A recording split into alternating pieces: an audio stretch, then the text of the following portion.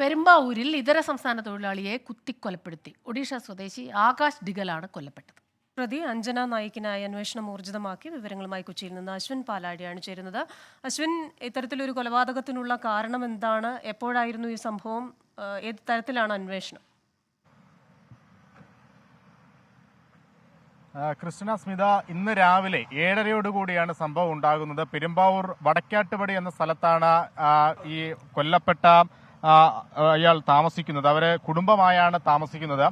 അതിനിടെയാണ് ആ വീട്ടിൽ തന്നെ, ഇവർ താമസിക്കുന്ന വീടിന്റെ മറുവശത്ത് ഇവർക്കൊപ്പം തന്നെ ജോലി ചെയ്യുന്ന അഞ്ജൻ നായിക് എന്ന് പറയുന്ന ആൾ താമസിക്കുന്നു. ഇവർ തമ്മിൽ ഏറെ നാളുകളായി ചില പ്രശ്നങ്ങളിൽ പെട്ടിരിക്കുകയായിരുന്നു. അതിനെ തുടർന്നാണ് രാവിലെ വീണ്ടും ഒരു വാക്കുതർക്കം ഉണ്ടായത്. ഈ വാക്കുതർക്കത്തിനിടെ മുറിക്കുള്ളിൽ കയറി കുത്തിക്കൊലപ്പെടുത്തുകയായിരുന്നു, കത്തികൊണ്ട് കുത്തിക്കൊലപ്പെടുത്തുകയായിരുന്നു. ഏറെ നേരം അവിടെ കിടന്നു. അതിനുശേഷം ആശുപത്രിയിലേക്ക് കൊണ്ടുപോകും വഴിയാണ് മരണം സംഭവിക്കുന്നത്.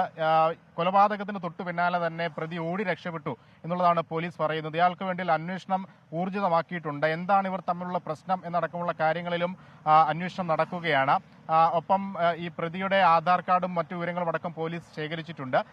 ഇന്ന് തന്നെ ഉടൻ തന്നെ അയാളെ പിടികൂടാനാകും എന്നൊരു പ്രതീക്ഷ പോലീസ് പറയുന്നുണ്ട്. മൃതദേഹം പെരുമ്പാവൂർ താലൂക്ക് ആശുപത്രിയിലേക്ക് മാറ്റിയിട്ടുണ്ട്. ഇൻക്വസ്റ്റ് അടക്കം നടന്നുകൊണ്ടിരിക്കുകയാണ്. അശ്വിൻ പാലാഴിയാണ് വിവരങ്ങളുമായി നമുക്കൊപ്പം ചേർന്നത്.